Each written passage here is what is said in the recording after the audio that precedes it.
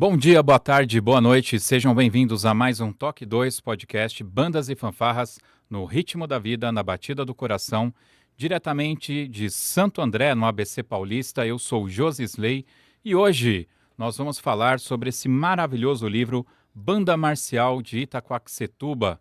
E para falar sobre essa obra está aqui comigo o maestro Carlos Binder. Seja bem-vindo, Binder. Bom dia, boa tarde, boa noite a todos que vão nos assistir. E é um prazer falar sobre a banda de Itaquá. A memória afetiva com os componentes e principalmente com o falecido maestro Gabriel, é uma honra estar aqui hoje. Muito obrigado. Show! E diretamente de Santa Catarina, o professor e trombonista Sérgio Sabiá. Seja bem-vindo ao Toque 2. Obrigado pelo convite, é uma satisfação estar na presença de amigos talentosos e tomara que seja uma conversa muito divertida, que Itaquá teve muita diversão. Dois trombonistas, cara, não tem como essa conversa não ser bacana, né? Ah, vai ser boa então. Muito bem. E está aqui com a gente o autor deste livro, ele é professor, trompetista e agora autor, Rubens da Silva Casca. Seja bem-vindo ao Toque 2. Bom dia, boa tarde a todos, Josisley, maestro Binder, meu querido Sabiá. É um prazer estar aqui, reunidos, né? A gente tem uma conversa legal aí. Já sou fã do programa e espero aí que a gente possa fazer uma boa conversa também. Ao nosso favor, Casca, eu gostaria de dizer que eu também sou trompetista, tá? Isso, então o jogo tá empatado, gente. Vamos lá, vai ter o comigo. jogo aí daí, vamos embora, hein? O bom é que ficou na família dos metais, né? É verdade, olha Isso, que lindo. É muito bom. É isso aí, pessoal. A gente vai conhecer um pouco mais dessa obra e dessa belíssima banda logo depois da nossa vírgula sonora. Toque 2 Podcast, o ritmo da vida na batida do coração. Muito bem, Casca. Normalmente eu começo assim o programa com algumas perguntas, tá? São perguntas complicadas, então eu preciso muito da sua atenção. Eu queria saber qual é o seu nome completo, a sua idade, qual instrumento você toca, apesar que já deram um spoiler aí, e qual a sua profissão. E quando eu falo profissão, é aquela que paga o boleto no final do mês. Ah, certo. Então, meu nome é Rubens Júnior da Silva. Sou conhecido já desde a época da banda de Itaquá como Casca, né? Todos lá nós temos apelidos, né? Que às vezes nos identificam mais que o nome. Sim. Eu tenho 52 anos, sou trompetista, né? Aprendi a tocar trompete na banda de Itaquá. E sou funcionário público municipal da Prefeitura de São Paulo. Trabalho lá na Secretaria Municipal de Educação como supervisor escolar. Legal. E por que Casca? A história é interessante. Todos nós temos uma origem, né? Quando eu entrei na banda de Itaquá, a gente chegava lá e queria participar da banda, a gente era recebido pelo próprio maestro Gabriel, né? E o Gabriel sempre foi um cara muito autêntico e de muito bom humor, né? Acho que o maestro Binder deve ter convivido com ele também. Né? Muito tempo, sim. Então tinha essa coisa de você ser identificado de alguma forma. Então eu entrei na banda de Itaquá com 17 anos, 16, 17 anos, e é a idade da puberdade, então você tem muitas espinhas. Então tem ainda as marcas, né? Mas na época as espinhas eram bem assim... Era uma característica da puberdade. Sim, então, cada um que estava na sala, ele já ia nomeando. Aí ele olhou para mim, você, essa cara aí parece uma casca de jaca.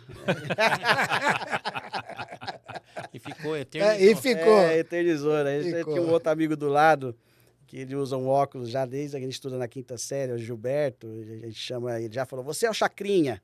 E tá até hoje o Chacrinha também, né? Então, era a característica dele. Então, cada um de nós, né? A gente tem alguns nomes presentes no livro. Dá para fazer uma banda inteira só de apelidos, Sim, né? Sabiá também. Então, essa é a herança de Itaquá. O nosso podcast em áudio, né? Nós temos um editor, o Coquinho. Certamente ele vai editar este aqui também. Vai ter uma versão em áudio, né? E vira e mexe ele manda para mim, né? Mensagens. E ele falou, cara, eu acho incrível que tem frigideira, marreta... Brutus, enfim, tem uma série, Maisena. É até engraçado, né, Sabiá? Eu perguntei qual era o seu nome, porque Sabiá, eu já pensei que era um apelido. E não é, né? O seu nome é Sabiá mesmo. O meu nome é Sabiá e o apelido é Sérgio, que a minha amada esposa sempre faz questão de me chamar. Então, e por incrível que pareça, o Sabiá não veio da banda. Veio já do colégio, que eu sempre tive inteligência esportiva. Então eu era muito magro e saltava muito bem, tinha uma impulsão muito grande. E o professor falava que eu voava igual um sabiá. Isso eu tinha 9 anos de idade, ficou. Eternizou, tanto no esporte como no mundo da música, é sabiá. Se alguém perguntar do Sérgio, da banda de Itaquá, ninguém vai saber dizer quem é. Então o sabiá é eternizado. Todo mundo só me chama assim. É um cara Interessante. famoso na cidade. E ele veio antes da banda, né? Porque antes da banda de Itaquá nós tivemos muitas fanfarras. E a fanfarra mais conhecida, reconhecida também na época, era a fanfarra da Escola Estadual Homero Fernando Milano. Sim. O Sabiá participou da fanfarra do Homero, eu participei de outras fanfarras. Então, por isso que ele tem essa origem antes. Até pegando o gancho da fanfarra, eu sempre brinco que Itaquá sofreu a evolução da espécie do Darwin, porque veio a fanfarra, foi uma coisa estrondosa, maravilhosa para a cidade, e depois a fanfarra teve que sair de cena para aparecer a banda. Só que nesse contexto teve muita gente da fanfarra que compôs a banda até os últimos dias, né, Rubão? Então eu sempre brinco que a Itaquá teve essa metamorfose da fanfarra, que era excelente, o Binder Sim, pode dizer, com certeza. e depois surgiu a banda. Bom, então eu já vou pegar aqui um gancho do livro. Eu ia pegar por outra vertente, mas vou aproveitar isso. Então, na realidade, a banda de Itaquá, ela não inicia propriamente diretamente na banda. O maestro Gabriel, ele tinha um trabalho anterior a isso e teve uma evolução para chegar na banda municipal de Itaquaquecetuba. Como que Isso, se deu aí?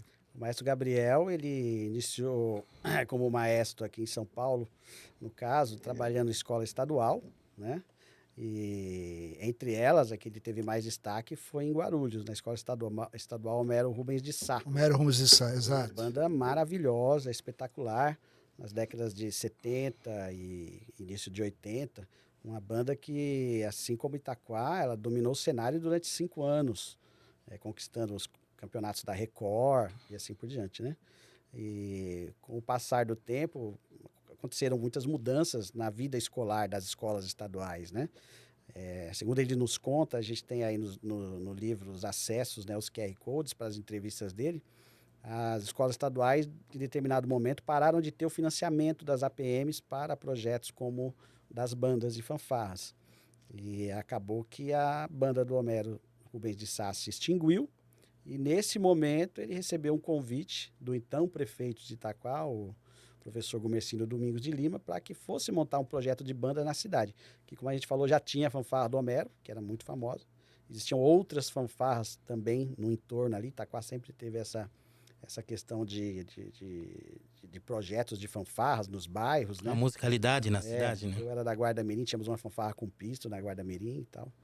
Então ele foi desenvolver o projeto específico de banda marcial. Então e durante um tempo é muito interessante que as duas bandas conviveram.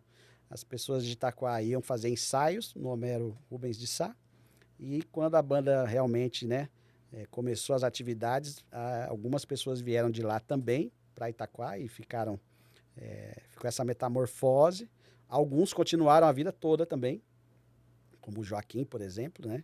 Também veio de Guarulhos, o Marreta, o Lampião, e passaram a vida toda na banda de Itaquá. E aí acabou desfindando mesmo a escola Homero Rubens de Sá, e o Gabriel seguiu em Itaquá, com a banda marcial, no caso, né? Muito legal. Agora vamos para o segundo início, que era onde eu queria começar efetivamente. Eu sei que você é professor e em off você já disse que é professor de história, né? Então eu imagino que você deve realmente gostar de uma boa história, né? Veio daí a ideia de montar esse livro, esse compêndio, né? Com tantos detalhes sobre essa corporação. Da onde que veio? Cara, quer saber? Eu acho que isso dá um livro. O final da banda de Itaquá, ele coincide com o início das redes sociais. Principalmente, a gente vai lembrar do Orkut, logo depois do Facebook. Então, quando a banda encerrou as atividades dela especificamente, que nós não convivíamos mais pessoalmente, a gente acabou convivendo mais pela internet, né? Então nós tínhamos aqueles grupos de Facebook, de Orkut, então a gente conversava e era muito recente, né? Então nós temos muitas histórias, né? Eu costumo falar assim que tudo que está no livro aconteceu, mas nem tudo que aconteceu está no livro. É verdade. Então a gente, nas nossas conversas, nas nossas brincadeiras, a gente falava sempre, olha, eu acho que a nossa história daria um livro, né? E você fala isso às vezes de passagem, mas quando você vai dormir à noite, às vezes a ideia vem na sua cabeça, né? E durante um bom tempo eu cheguei a pensar realmente, falei, mas como que seria, né? Eu escrevo, não livro, mas eu escrevo muito material pedagógico na Secretaria de Educação, né? A gente tem muitos manuais, a gente tem muita coisa técnica que a gente acaba escrevendo e compartilhando com todo mundo. Mas escrever um livro é uma coisa um pouco mais difícil, né? Digamos assim, você reunir todas as ideias. Então, essa ideia ficou batendo na cabeça durante um tempo. No ano retrasado, mais ou menos, essa ideia voltou e foi também no momento que o maestro começou a ficar doente, né? E ele melhorava, piorava. E aí essa ideia parecia que cada vez que a gente recebia uma notícia um pouco mais triste sobre o estado de saúde dele, isso voltava na minha cabeça, essa questão do livro. Olha, o livro. E aí eu realmente peguei a caneta, o papel, e aí você precisa ter um início e a partir daí você vai. E aí eu comecei lembrando desta convivência, elencando alguns itens principais que eu considerava, tentando englobar toda a história, né, da banda e das pessoas que fizeram a banda. E corri bastante, porque eu achava que a principal pessoa que deveria ler o livro seria o maestro. Infelizmente, não deu tempo. Mas eu acredito que onde quer que ele esteja, ele deve estar orgulhoso, né? Todo mundo que a gente conseguiu colocar no livro, as pessoas mais próximas, as pessoas que estão envolvidas nas histórias principais, todos até hoje avaliaram bem, têm avaliado bem, né? E eu tenho certeza que o maestro também avaliaria da mesma forma. Então, esse foi o início da ideia e a concretização. Eu vou aproveitar para fazer um disclaimer, porque a gente recebe muitos pedidos, entrevista tal pessoa, tal.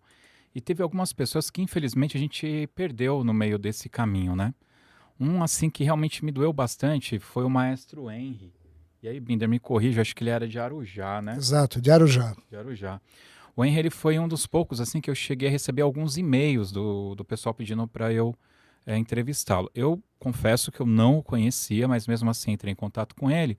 E ele pediu que eu aguardasse o período de férias dele, né? Mas ele preferiu não aguardar o período de férias dele. E aí, infelizmente, eu não consegui conversar com ele. Uma pena, né? Então acabou passando.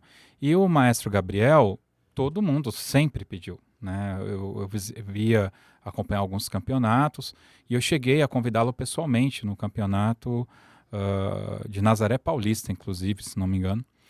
E ele, vamos fazer. Só que aí a doença já estava no início ali, né? Até que pela terceira vez, então eu realmente cheguei a agendar com ele algumas vezes. Para vocês terem uma ideia, na última vez, era num sábado, a gente tinha agendado para as 16 horas.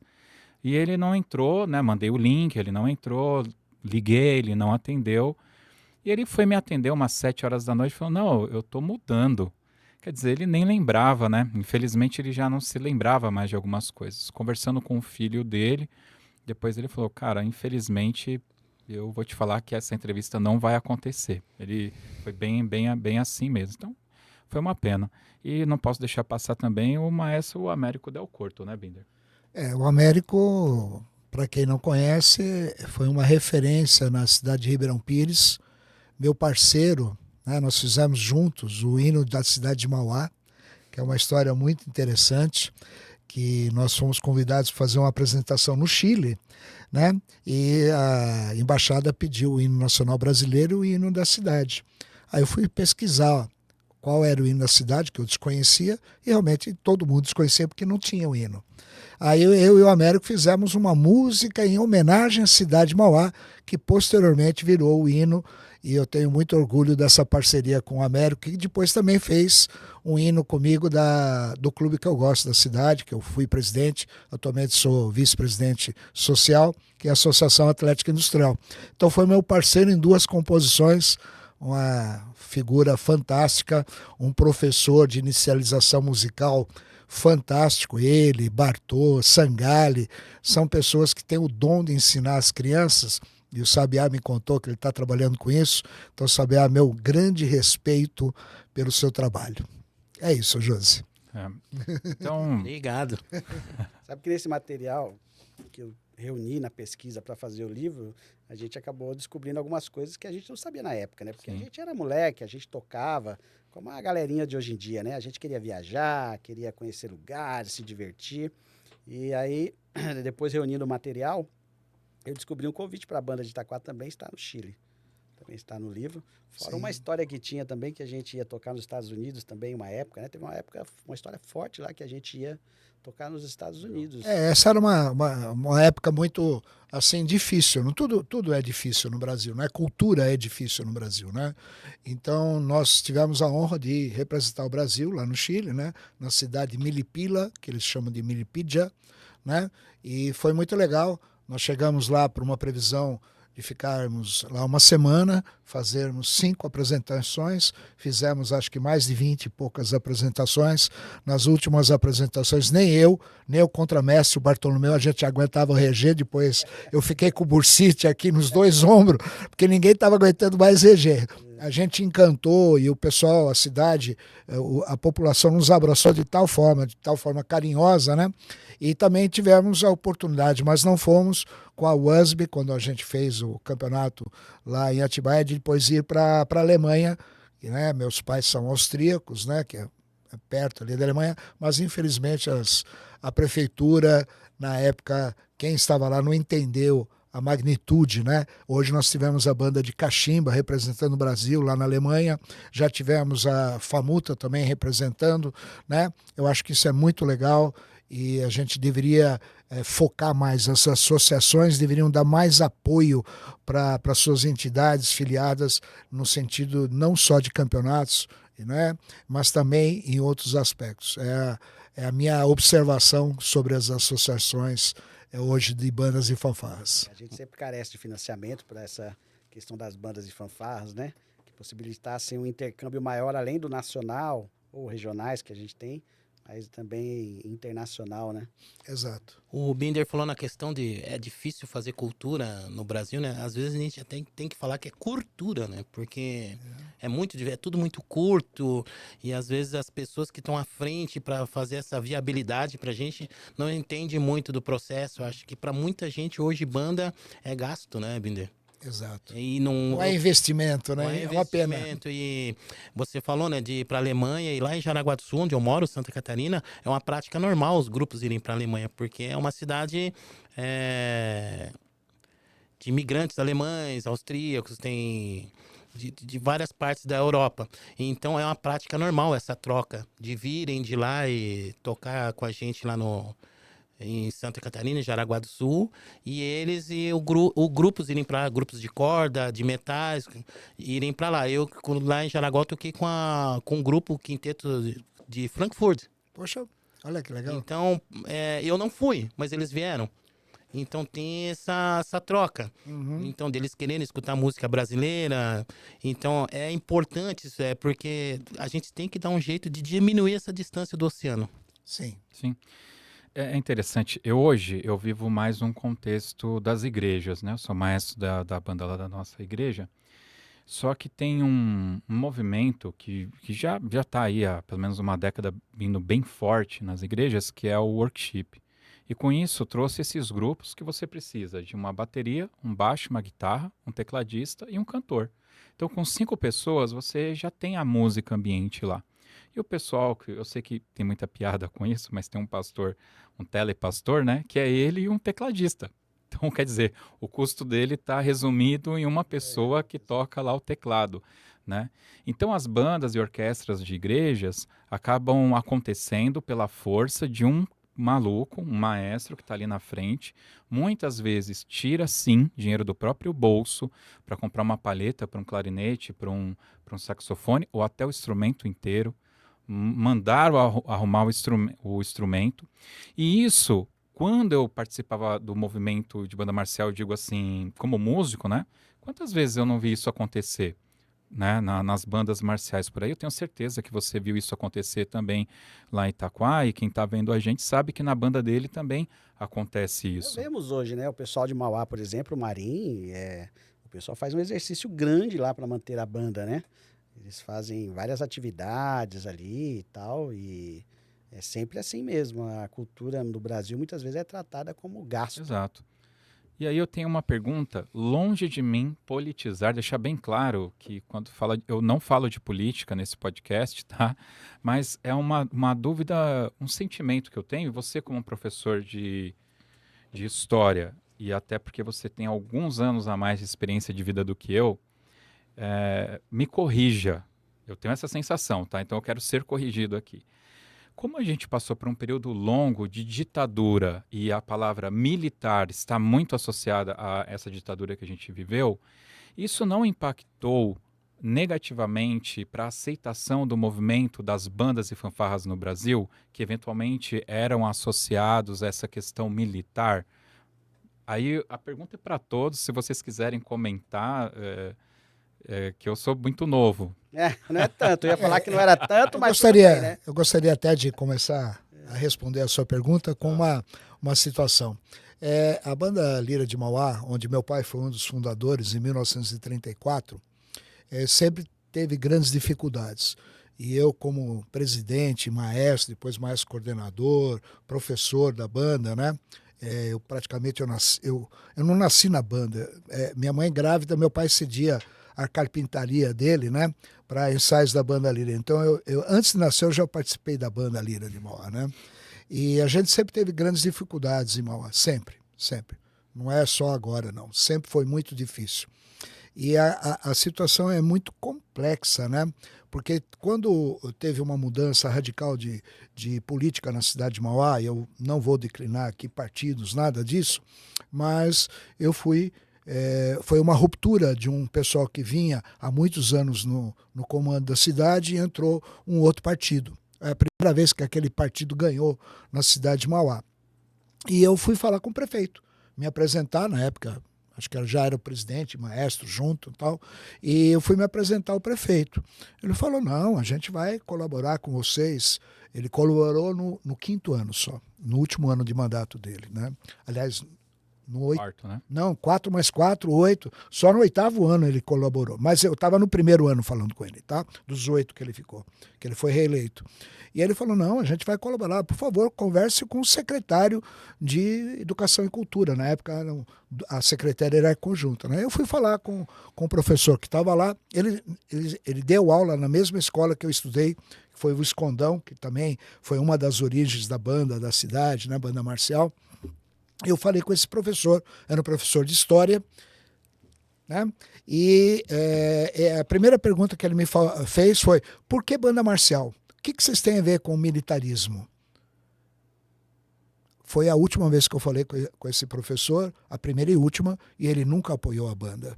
Então, realmente, a sensação de algumas linhas políticas e de uma forma geral é que as bandas marciais e as fanfarras tinham essa origem, né, no militarismo. E isso realmente, na minha opinião, e eu senti isso na pele, só depois de 8 anos, 7 anos e pouco, que a gente realmente conseguiu articular com a prefeitura local. Nós ficamos sem uniforme, a banda desfilou de calça jeans e camiseta por vários anos, não tínhamos nada, não tínhamos recurso nenhum, nem ônibus, nem nada. Então, fazer bingo, fazer atividades para arrecadação, já estava lá atrás. Não é um fato atual, é um fato bem anterior. E assim, então, né, Binder, só acrescentando o que você está falando, né, a palavra só por si já disse tudo, né? Partido. Tá. E na questão do militarismo, antigamente eu sou talvez mais velho que os dois. E vamos lá, vamos arrumar a casa? 46. 66. 55. 52. Me respeitem. Então, o que acontecia? Naquela época, 86, o que vocês viam? A maioria... Alguns iam para ouvir a música em si, outros iam para ouvir o som das botas da marcha. Por conta do militarismo, porque isso impunha respeito, ordem. uma banda entrando totalmente organizada, marchando, muita gente não escutava a música, prestava atenção na organização, militarismo. Disciplina, né? Disciplina, porque se pregava isso, né, antigamente. Disciplina. Exato. Então a música em si, por isso que o Gabriel tem uma parte muito importante nisso, que ele começou a dar mais importância para a questão musical e todo mundo foi vindo atrás, vendo que não era só a marcha em si. Porque antigamente os concursos da Record passavam direto, né? Sim. Não se parava em frente ao palanque para ser julgado em uma corporação. Então, vem dessa parte. Muita gente tem essa concepção do militarismo por isso. Uma corporação vindo totalmente com garbo, igual era julgado antigamente, sempre foi, era muito bonito mesmo de ver. Então, as pessoas associavam isso a disciplina. Até hoje, se no momento atual, alguns associam não a questão musical, mas a disciplina, a postura, garbo. E a etimologia da história é interessante, né? A etimologia dos termos. O marcial não quer dizer marcha. A palavra marcial, ela vem derivada dos gregos e romanos de Marte, que era o deus da guerra. Então, a banda marcial realmente tem aí uma característica de exército, essas coisas. Já dizia Napoleão, me dê uma banda que eu ganho a guerra, né? Guerra, né? E agora, até como o Sabiá bem falou, né, essa politização, nós temos uma sociedade um pouco dividida politicamente. Historicamente, a gente estabelece assim, primeiro veio a sociedade, e de uma necessidade da sociedade de se defender pela natureza humana, de uma ou outra, que se criou o exército, as forças de defesa. Então, nenhuma coisa nem outra são ruins, né? Especificamente sobre as bandas, eu trato disso do livro também. Se eu não me engano, não sei se foi o professor Ronaldo Falheiros ou um outro amigo também num podcast, que ele foi uma vez criticado em relação a isso, projetos de bandas marciais que falaram, que história é essa do moleque ir pra rua marchar, né? Isso é coisa da ditadura e tal. Então, tudo depende do contexto histórico. Os Estados Unidos são a maior democracia do mundo, tem bandas marciais em todas as escolas e até universidades, né? Assim, tem uma história interessante. Minha filha foi fazer o último ano do médio, né? Antigo colegial nosso, que é o pessoal nessa faixa etária, e ela chegou lá na cidade, que era perto de Indianápolis, uma cidade chamada Fisher, né? Ela chegou lá, né? Ela nunca participou da banda, ela não queria participar, eu sempre incentivei, mas também nunca forcei ela a participar, né? E ela chegou nessa escola nos Estados Unidos, né, para ficar lá um ano estudando, né? E ela chegou, aí ela já me ligou, pai, você não tem ideia, sabe aquele instrumento que você tem que era uma marimba. Então, aqui tem umas 20. Entendeu? Então, eles trabalhavam a marching band e trabalhavam depois no frio também, internamente com o set band e outras características, como coral, né? Eles tinham subgrupos que trabalhavam, né? Sim. Então, numa escola, numa high school, né? Que é o médio deles lá, e você vê a diferença de investimento e entendimento que eles têm, né? Eu estive lá recentemente nos Estados Unidos, né? E a sociedade norte-americana é um outro universo muito diferente do nosso. Mas na educação, então, né? Então a escola ela tem duas vertentes básicas, né? Ou o esporte ou a música. É basicamente isso. Então, se você é um bom jogador de basquete, de vôlei, aí você tem o seu encaminhamento. Se você não é, você também tem o seu encaminhamento artístico, né? Sim. Então, é um grande exemplo. Como eu falei, a maior democracia, né? Quando você fala em democracia, em luta pela liberdade, mesmo que a gente precise entender um pouco esse contexto da história norte-americana, mas assim, hoje, né? O que a gente se tem no mundo geopoliticamente organizado, então as bandas marciais lá não são necessariamente vinculadas a qualquer tipo de militarismo, até porque lá os militares não se intervêm na política, né? Uhum. E aqui a gente às vezes sente isso mais como forma de atingir o outro lado, né? É verdade. Quero atingir o outro, então eu falo mal por uma pequena característica que não tem a amplitude geral do que são as bandas e fanfarras. E dentro disso que vocês falaram, né, que o Binder estava falando das diferenças de aquisição nos Estados Unidos, que é uma abundância, né? E para você ver como é importante a questão musical, porque se não vira músico, vira um ator. Mas o ator precisa entender de música nos Estados Unidos, precisa cantar. No Brasil também está acontecendo bastante. Você falou do coral. Eu dou aula para bebês de 4 meses até 80 anos ou mais. E às vezes eu procuro dar minhas aulas com música clássica, a grande maioria das aulas, com música clássica e muito coral. Porque dá para você entender que você é um instrumento. Só que as pessoas não estão preparadas para escutar um coral. Porque não é nossa cultura.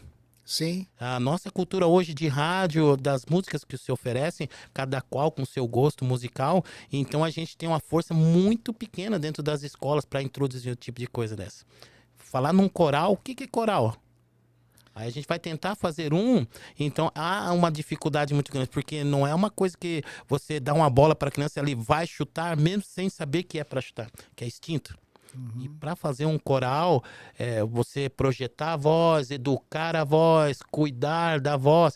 Então, é uma coisa que eu luto muito nas escolas é a questão dos gritos.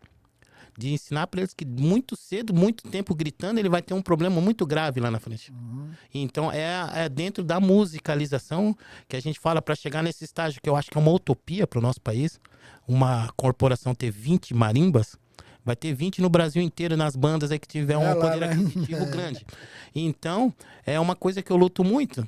Eu tenho um amigo que fala, eu quero ir embora do Brasil, que eu não aguento mais aqui. Vamos? Não, eu quero ficar aqui, que eu quero tentar ajudar. De alguma Interessante forma. essa sua colocação, porque em um determinado momento, eu não vou lembrar o tempo e espaço disso, né? Nós tínhamos uma música do compositor japonês Satoshi Yagasawa e tinha um coral que os próprios músicos tinham que cantar. Você não tem ideia da dificuldade de fazer a banda cantar. Era um coralzinho tranquilo, sossegado, né? Aí eu recorri a um tenor, amigo meu, que participa no Teatro Municipal de São Paulo, Luiz Doné, né? Para dar aula para a banda, né? Para dar aula de vocalização para a banda, para eles cantarem. Mas havia uma resistência tão grande de usar o próprio instrumento que era a voz, né? Entendeu? Para fazer um pedaço da música. A hora que fez e eles viram o resultado, aí eles queriam toda vez cantar uma outra que tivesse algum coral junto, entendeu? Lembrou Então do foi, Marquinho. você vê como que é a resistência do próprio músico. Do próprio músico. Porque ele não tinha concepção de usar a voz dele, né? Então foi uma quebra de paradigma também. O Muito maestro legal essa. Marquinho, né, na nossa época de banda de competição, o maestro Marquinho do Noé, eu achava muito legal. Ele fazia a banda cantar. Exato. Tinha algumas músicas que no também, meio é tinha verdade. um coral. Poxa, era muito legal. Muito legal mesmo. Mas voltando aqui ao ponto, você comentou então que a palavra marcial então vem de Marte, que era o deus Da guerra. da guerra, né? Aí eu acho que faltou você só arrematar então. Você tinha essa percepção ou você acha que a minha percepção é um pouco Não, eu acho que ainda ela acontece, né? Eu não Acontece. sei se foi o maestro Falheiros ou aquele outro amigo de Brasília que ele falou também que teve Percol. essa contextualização. Então, sim, eu acho que quando você fala em banda marcial, por conta desse estigma que uma parte da sociedade acaba utilizando para combater aquilo que ele considera adversário, inimigo, acaba atrapalhando, sim. Aí o pessoal fala assim, esse negócio de banda e fanfarra, poxa, isso aí é uma herança, né, do período ditatorial. E, assim, historicamente, é claro que deve ter tido uma motivação maior, um apanhado maior de projetos deste período, né? Mas, como eu falei, as bandas de fanfarras existiam antes, inclusive na Europa, né? Existiam antes, existiram durante o período ditatorial, existiram durante a democracia e seguem existindo. Eu estive numa espécie de congresso da AFABAN em Peruíbe há 20 dias atrás, com o pessoal de Itanhaém, né, que eu toco lá na banda de Itanhaém, a galera de Itanhaém que a gente conheceu em Itaquá na época. E são pequenos milagres que a gente conversa lá, né? Então, na abertura, você tinha lá 300 jovens que ficaram numa pequena cerimônia aí de meia hora, 40 minutos, sem pegar no celular. Nossa. Depois você teve no encerramento, durante o fim de semana todo lá, 430 pessoas, né? Fora os professores, o pessoal todo que estava na organização. Então, pensando em música, estudando música, conhecendo música, né? Então, são pequenos milagres. Sim. É a mesma coisa do esporte, né? O cara tá treinando no time dele de vôlei, de basquete e tal. É um projeto da cidade legal, né? Então, o coral, o teatro. Então, acho que tudo isso são forças que podem ser utilizadas. Nós estamos aqui porque a gente tem esse meio, nós vivemos isso e a gente considera importante. Eu vi entrevista um tempo atrás do Denzel Washington, que fala que a gente precisa dividir a vida da gente em 3 fases. A primeira fase é quando você estuda, se prepara para você desempenhar algum tipo de função social. A segunda fase é quando você realiza, você desempenha essa função social. E a terceira fase é a hora de você retribuir. Se todos seguirem esses 3 passos na vida, a sociedade será muito melhor. Então, nós fazemos aqui, eu acho que é isso, né? Quando a gente tenta falar um pouco da cultura que nos beneficiou. Eu já fui um menino de família muito carente, como o Sabiástico, como o Josley, como o Binder, que poderíamos ter tido todo tipo de sorte na rua. Ou não ter sorte. Ou não ter sorte. E a prática da música, das bandas de fanfarras, nos trouxeram, eu acho que num lugar legal, né? E a gente tenta retribuir. Muito bem. Bom, a gente falou aqui um pouco sobre essa questão de colaborar, ajudar com a banda. A gente citou aqui bandas que fazem ações, né, para se manter viva. E eu queria falar aqui, aproveitar esse momento para trazer à tona uma empresa que colabora com as bandas e fanfarras aqui, pelo menos na região sudeste e sul do país, que é a JG Creative ou Creative. Eu ainda acho que é Creative, só que a Jurema fala para mim que não, que é Creative. JG Creative, ela desenvolve aí um trabalho, né, faz fardamentos para bandas e fanfarras, tá? E a Jurema, ela é um caso fora da curva. Eu estava vindo com o Binder aqui comentando. Para vocês terem uma ideia, em 2024, ela fez era um concurso. Você ia lá, escrevia a sua banda, né? Tinha lá os critérios, tinha algumas questões que você tinha que responder, e ela daria um uniforme completo para a banda, para a linha de frente, para morde comando, para baliza, bandeira, a barretina. Né? Cara, é o sonho de qualquer banda, né? Quanto que custa um uniforme aí para 50 bandas? Uma pequena fortuna, né? E aí chegou o dia de ela dar o prêmio, revelar quem foi a grande campeã. Eu fui um dos jurados. Eu meio que vou falar para vocês, a campeã não ganhou, tá? No meu quesito, ela não tinha ganho. Mas aí chegou um momento e ela me convidou para participar. E aí, minutos antes da gente começar, ela falou assim: Josley, eu tô com um problema, porque a banda que ganhou é tal, a que ficou em segundo lugar é tal, e a em terceiro lugar é tal. Só que as 3 merecem. E eu falei, olha, Jurema, é um concurso. O concurso é assim, as bandas participam, não é? E aí você vai dar a premiação para aquela banda que ganhou. Então ela chegou lá, a gente lá, agora vamos dar aqui, então ganhou a banda Bia. A banda Bia, se não me engano, na história deles, o maestro acabou falecendo na pandemia. Então os próprios músicos se juntaram, e eu tô falando de uma banda infanto-juvenil, tá? Não é uma banda sênior, não. Então tinha um rapaz lá, que ele tinha 18 anos, ele era o mais velho, falou, ó, você vai ser o maestro e vamos vender bala no farol aqui, vamos fazer a banda acontecer. Então ele contou toda a história lá, e eles ganharam, né? Aí ela pegou e falou assim, só que eu estava pensando aqui agora, sem me falar nada, e falou... A segunda colocada também vai ganhar, que é a banda Medianeira. Aí eu falei, pô, Jurema, aí... Que legal! Você fez um concurso, dá para 50. Mundo, né? E a banda Medianeira, qual que é? Teve aquela enchente no sul do país, eu não me lembro agora exatamente onde foi, e passou lá um rio e levou o prédio, né? Pá, levou o que tinha dentro, levou. Ficou os músicos sem uniforme. É o que sobrou, né? E, cara, o rapaz que estava lá representando, ele estava online ali, ele só começou a chorar, não tinha o que fazer, né? A gente comentou aqui sobre tantas corporações e tal. E eu falei, Jurema, eu nunca vi, tá, um empreendedor do meio de bandas e fanfarras no Brasil, tá certo, eu participo desse meio desde 94, vocês um pouco antes de mim, eu realmente nunca vi, pode ser que já aconteceu, mas o que você está fazendo, você vai dar, vou chutar aí por baixo, cada banda 80 componentes, 160 uniformes. Ela, então, Josley, sabe o que acontece? É que a terceira campeonato colocada também merecia. É a Pai de Curitiba. Olha só que maravilha. E aí eu não consigo não dar. E nisso já estava a maestrina Célia, ela sabe disso, porque eu fiquei olhando e ela estava assim, reclamando, né? Oh, não ganhei. Como assim não ganhamos e tal? Enquanto ela estava reclamando que não tinha ganho, a Jurema pega e fala, eu vou dar um uniforme também. Então ela deu o uniforme para 3 corporações, cara. Isso não é qualquer coisa. Aí você vai falar assim, não, mas ela pega esse custo e rateia por todo mundo. Olha, há uns 3 anos atrás, ela vendia um kit, porque ela tem os kits prontos. Ó, se você comprar esse kit aqui, você coloca uma banda com 40 músicos aí R$7.000. Mas você percebeu que às vezes a coisa não funciona porque quem tá à frente, que a gente é subordinado, é uma pessoa que não entende, não tem essa visão. Essa sensibilidade, Essa né? Exatamente. Então a gente, às vezes, um movimento não anda. Não é nem por conta das corporações de rivalizar nada. É porque, às vezes, a pessoa que está à frente, que fala por nós, que tem a caneta para assinar, não tem essa sensibilidade e acha, e que o Binder falou do professor lá atrás. Para que você quer uma banda? Qual que é o intuito disso? Pois é.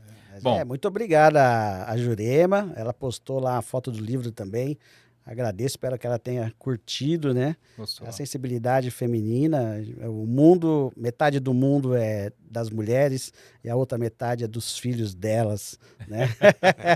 Muito bem colocado. Então, fica aqui o meu abraço para a Jurema e para a filha dela, a Olivia, duas pessoas assim fenomenais, são empreendedoras, são batalhadoras. Nesse momento que a gente já estamos aqui gravando esse podcast, ela está passando por um problema de saúde muito sério, mas ela segue aí nessa batalha. E aí eu vou falar o slogan da JG, que é Marche com a Elite, marche com JG Creative. É isso, forte abraço, Jurema. Isso aí, Jurema. Pra frente, Jurema. Muito Um bem. abraço também para as meninas que estiveram aqui, né? Porque nós estamos fazendo aqui um programa só de homens, né? Tomara que a Isso. gente possa pelo menos igualá-las, que foi a Célia, né? Bittencourt, a Mariana e a Mônica Giardini, né? Um programa maravilhoso, Sim. espetacular. A tela ficou muito bonita. Vamos ver o que a gente vai Não, conseguir. bonita não vai ficar. Lamento, viu? Vou fazer Olha, um Casca, transplante de- eu acho que nessa parte aqui a Melhor o gente pessoal vai ter ouvir cara. só, né, É do melhor que só ver. ouvir. É melhor só ouvir. Eu quero falar agora um pouco sobre o maestro Gabriel, tá? O Gabriel, para mim, ele é uma lenda, porque nós íamos para os campeonatos e o que o Binder fazia, né? O Binder colocava a gente ali em plena concentração, né? Então a gente era sempre muito concentrado. Era uma época onde você tinha, sei lá, 10, 15, 20 bandas seniors para desfilar depois da gente, então não tinha como o Binder deixar lá toda aquela molecada até altas horas, né? Ele tinha os pais em Mauá aguardando e a gente sempre acabava indo embora mais cedo. Então, o Gabriel ele se tornou esse bastião, né, uma lenda, efetivamente, para mim. E aí eu estava olhando aqui no livro a parte onde você lista os estaduais e o repertório, cara. O repertório era realmente um repertório fantástico. E aí eu tenho uma lembrança assim de uma história que o Gabriel ele foi o grande divisor de águas quando se fala de repertório. Então as bandas tocavam X, ele chegou com Y. Todo mundo migrou para o Y, ele chegou com Z. Quer dizer, ele tinha essa questão. Você poderia falar um pouco para a gente como que foi essa evolução dessa escolha de repertório?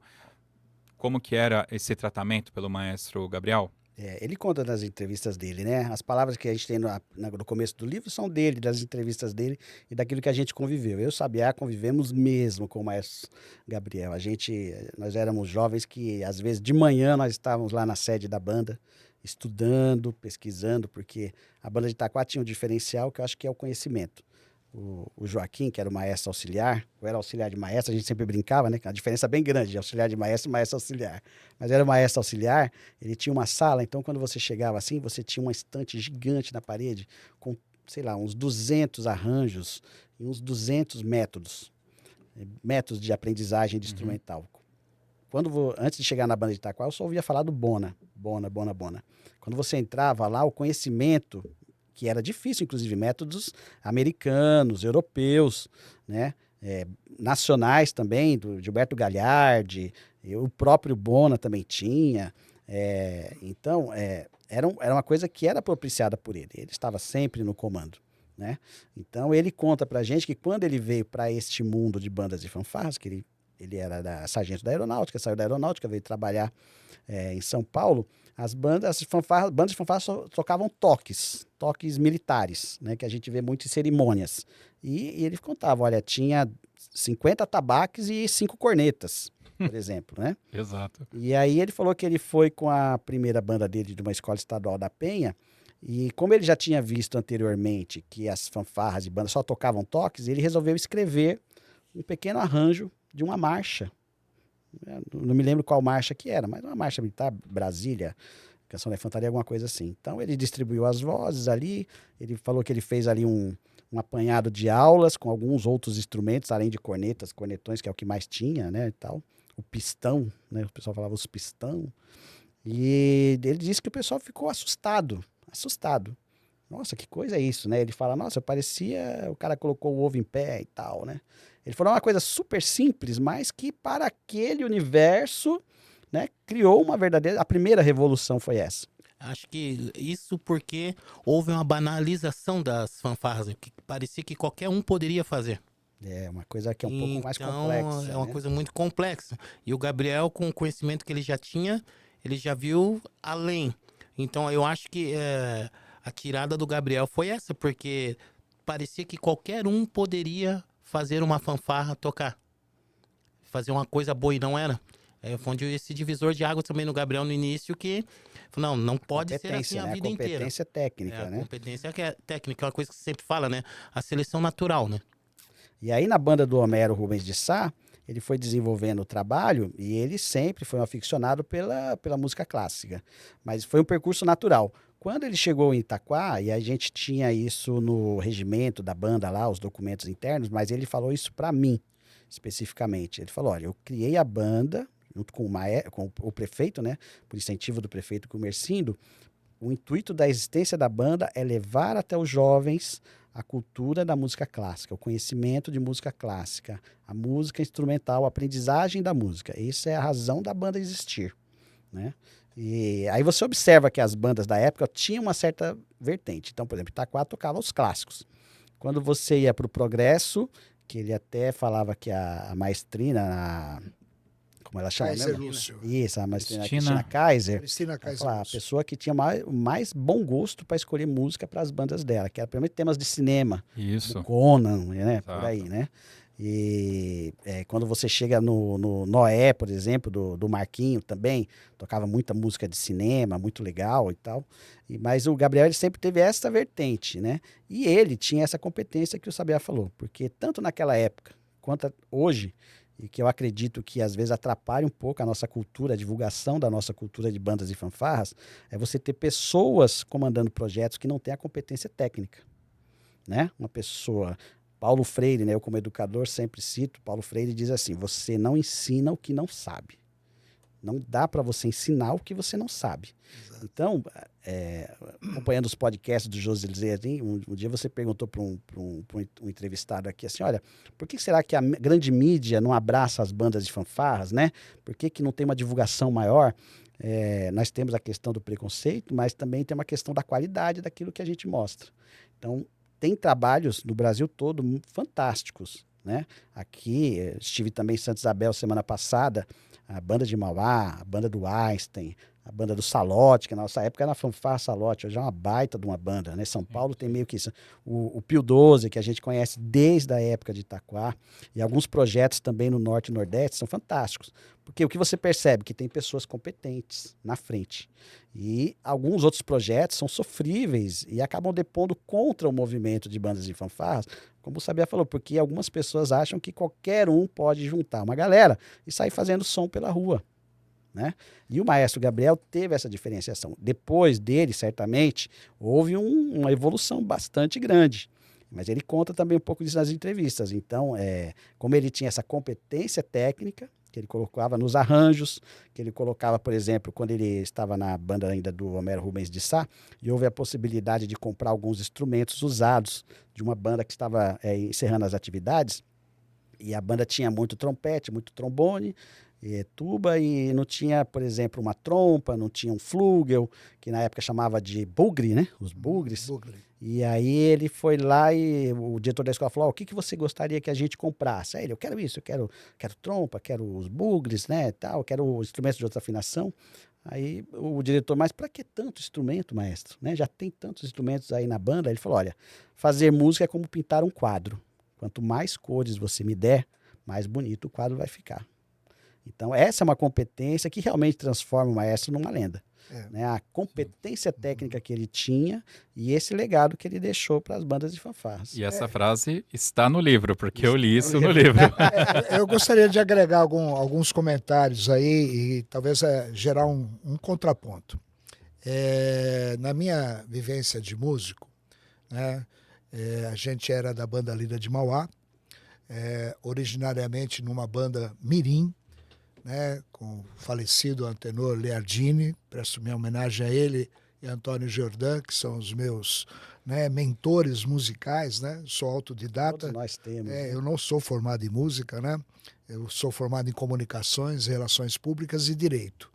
E música surgiu com meu pai, né, como fundador da banda e me obrigando. Eu fui mascote da banda Lira. Que maravilha. Tal. Mas quando nós começamos no colégio, no Viscondão, que eu já citei anteriormente, nós íamos participar de concurso. Acho que foi o primeiro concurso que eu fiz, foi em Santos, né?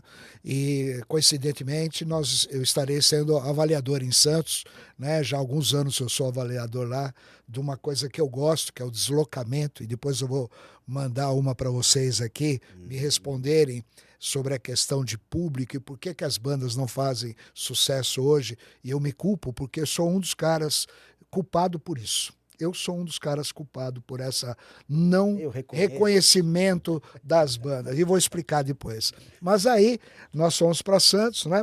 Tinham 50 percussionistas e eu, o Bartô e mais um cara na tuba. 3 metais e 50 percussionistas, né? E a gente foi inscrito como fanfarra. E aí chegou lá, o cara falou, não, você é banda marcial. Que legal, que bacana. Né? E aí começou a história da banda marcial de Mauá, no Viscondão, né? Que depois foi para a banda Lira, etc. E nesse período a gente comemorava o último lugar, que a gente só pegava o último lugar, entendeu? Só pegava. E um dia eu falei, eu quero fazer a melhor banda do Brasil. Né? E eu fiz a melhor banda do Brasil com 16 títulos nacionais.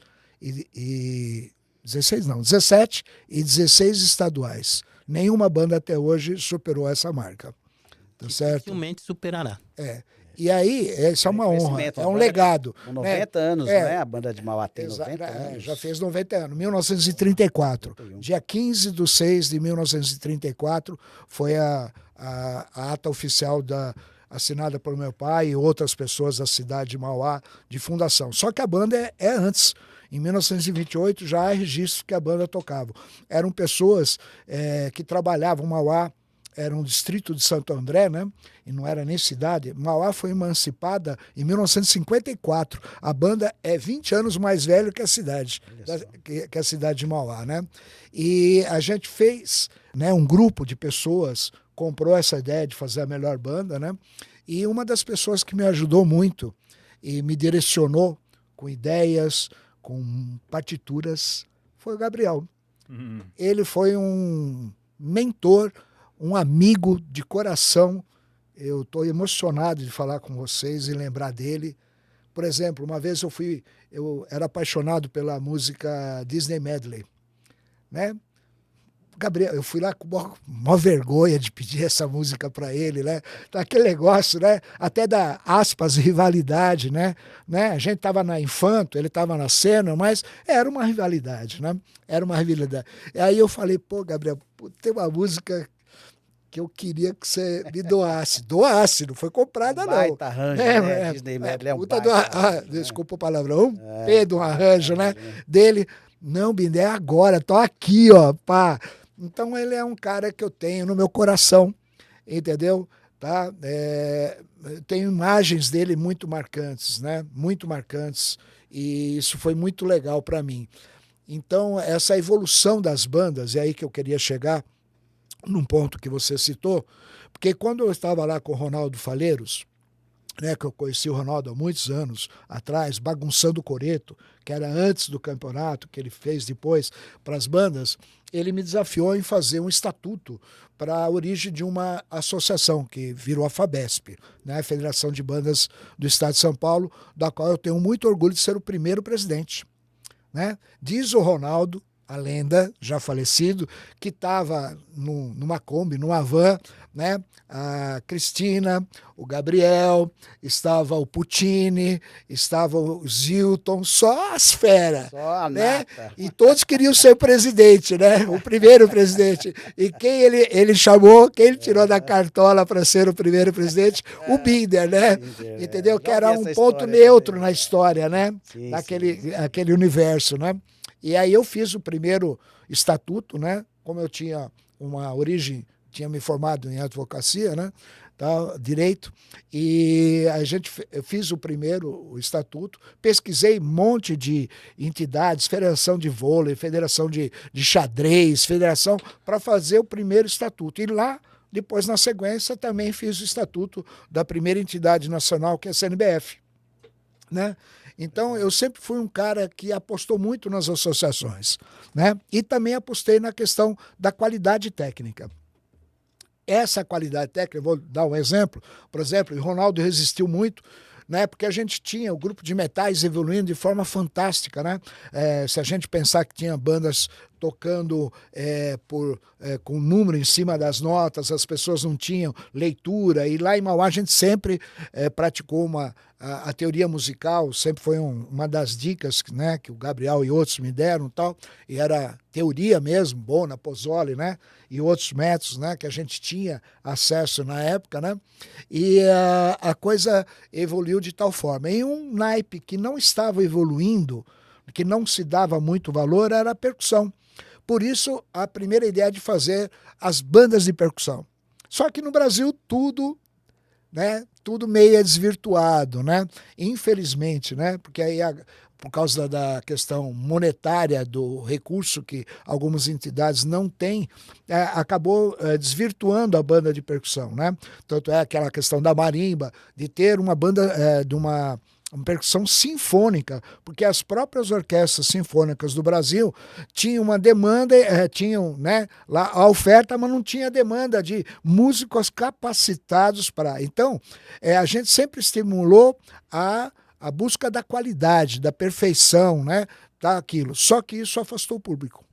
Bender, só para não perder o gancho que você falou da melhoria do movimento, qualificação, qualificação do evento. Grau de excelência. Você falou das partituras, né? Sim. Eu falo porque eu estive na sala várias vezes estudando, foi pedir partitura, e o Gabriel melhorou o movimento por conta disso. Ele dava as partituras para todo mundo. Sim. Eu vi o Schmidt do Pio 12 lá pegar a partitura. Londrina, Champanhar. O próprio Sérgio Freitas lá de Jaraguá do Sul, onde eu moro agora, lá do Colégio São Luís, e aí a gente brincava. E aí, Gabriel, vai dar partitura pro pessoal? Né? Munição, vai dar munição pro inimigo? Ele falou, eu tô separando uma cesta básica de partitura aqui pra ele. Ele sempre falava, toma uma cesta básica, Zé, de partitura pra você, toma, leva. Então, assim, o Gabriel realmente, ele acha que ele foi um dos poucos que não rivalizou o negócio, ele quis melhorar o produto. E aí, só concluindo esse raciocínio, e aí a gente vê hoje, né, as bandas muito preocupadas com campeonatos e se distanciando do público. E uma outra coisa também que as bandas se distanciaram, infelizmente, foi a Ordem Unida. Que a grande questão das fanfarras e bandas marciais era o deslocamento. Sempre foi, né? Corpo coreográfico, baliza, etc, né?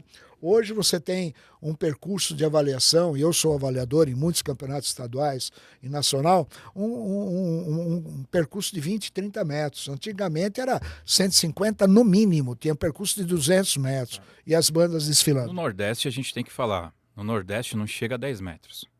É extremamente curto. Eu estive julgando lá. Mas o problema lá é uma outra concepção, que é uma questão física. Eles fazem dentro de um ginásio e ali é muito quente. Então, eu acredito que uma das respostas que eu tive lá sobre essa escolha. Agora, dentro do ginásio, você também pode fazer o U, o L, dar uma volta inteira na quadra. O Paraná faz isso, né? Exato. As bandas do Paraná fazem isso. Então, as bandas estão se distanciando um pouco da origem, tá? Procurando a qualidade técnica. Outra coisa também, recentemente, acho que há 2 anos, 3 anos, surgiu uma nova categoria técnica, né? Que eram as bandas de concerto. Muito moldado no modelo europeu de brass band, né? Aí sim, você tem a alta qualidade técnica de performance. Então, a história da qualidade pode estar ali, mas teria que formar público, né? Que é uma coisa que as entidades não estão preocupadas. Não se forma público, né? Colocam as bandas, por exemplo, nos últimos campeonatos em Amparo, num campo de futebol e eles atravessam o meio de campo. Tem todo um campo para desfilar. Eu sou radicalmente contra isso. Já discuti com o Washington, que é o atual presidente da Liga, e da Alcifaban, que não tem sentido isso, né? Tá? Eu entendo que a banda sênior, muitas vezes hoje, não tem tanto tempo para treinar a ordem unida e tal, mas as outras categorias, que são a infantil, infanto-juvenil, juvenil, poderiam ser incentivadas a manter essa tradição de desfile, porque tudo é justificado através do grau de excelência. Só que esse grau de excelência, você imagina um campeonato que tem 12, 14 horas de duração, como que uma mídia compra isso? Não compra. Não compra. E tem o fato também das inúmeras categorias, aí você acaba misturando. Enfim, que esse só um detalhe, bem tenso. Complexo, eu quero só deixar bem claro o seguinte: muitas categorias etárias, são 4 categorias etárias, muitas categorias técnicas, inclusive novidades aí, né, com várias categorias, o que leva a não ter competição. Porque o que nós tínhamos no passado, nas bandas sêniores e mesmo em outras categorias, era competição. E uma competição legal, como você mesmo disse, onde um maestro de São Paulo estava doando o seu repertório para Paraná, para outros estados, e que vinham com essas músicas competir com a própria banda de Itaquá. Exatamente. Né? Um negócio assim, né? Então o Gabriel sempre esteve à frente do tempo, né? Pensa bem nisso. Pegando né? esse gancho da marcha, tá? Tem um capítulo, é que os capítulos são curtos. Só uma coisa, né, Josi? O desafio está lançado para vocês dois, viu, Sabiá? Que é exatamente esse grau de excelência que vocês e é esse distanciamento do público, porque uma música, hoje, são 25 minutos que as bandas têm para se apresentar, com músicas, às vezes, chatíssimas para um público leigo, um público que não foi formado para ver aquela qualidade técnica. Eu estou falando chato do ponto de vista do cara que está do outro lado, não eu, não você, não vocês, mas a pessoa não entende o que está sendo tocado ali. Né? Esse é a grande. Mas continua o desafio para vocês responderem. Deixa o entrevistador falar, senão eu falo mais que ele. Bom, uma das questões que eu acho que chamava muito a atenção na banda de Itaquá era a linha de frente. Né? Nós temos aqui o pessoal, os ouvintes e quem estiver assistindo esse vídeo pode entrar lá no toque2.com.br e coloca lá o nome Eliseu Miranda, que vocês vão achar vários podcasts que a gente já gravou com o Eliseu, que era o coordenador de linha de frente lá. Ele também tem um livro lançado que eu falhei em não trazer, devia ter trazido para mostrar para vocês também. A orquestra na rua, alguma coisa assim, não é? É um livro específico. Acho que tá no final aí na bibliografia. Foi o trabalho dele de mestrado, que ele fala especificamente das linhas de frente. Né? Por isso que eu queria colocar aqui em pauta, porque realmente é um trabalho voltado para linhas de frente, os comentários que tem ali, e é algo que a gente não tem tanta biografia sobre. Bom, não sou um estudioso, não sou historiador, então não vou saber. Tá? Mas é fato que, como eu disse, eu tive poucas interações com a banda de Itaquá diretamente, né? Mas algo que realmente chamava muito atenção é quando vinha a linha de frente. A linha de frente era a apresentação do que viria na sequência. Para citar uma outra banda, acho que o Progresso também tinha uma linha de frente bastante bacana, assim, de se ver entrando na avenida. Eu acho, né? O João 23 também tinha, o Noé. Era. Eu não citando assim, bem, não posso deixar de citar o trabalho fantástico da Silva de Cubatão. Obrigado por lembrar. Que é a origem da linha de frente de Itaquá. Exatamente. Tanto que o Eliseu acaba citando muito a própria Silvia como uma referência. Vocês tinham essa interação, como que era a interação com a linha de frente e banda, e vocês tinham noção dessa capacidade de intimidação mesmo, quando entrava a linha de frente. Aí cabe ressaltar que eu estou falando da linha de frente, aquela que usava uniforme, tipo, uma espécie de um cinza chumbo, então eu peguei essa fase. Eu sei que você me mostrou, inclusive no seu Instagram, tem fotos mais antigas, que aí eu não tenho na memória isso. A linha de frente é também um trabalho educativo fantástico. A linha de frente da banda de Itaquá, acredito que precisou evoluir porque a banda era realmente uma banda com uma condição técnica muito forte, né? Já vinha antes, né?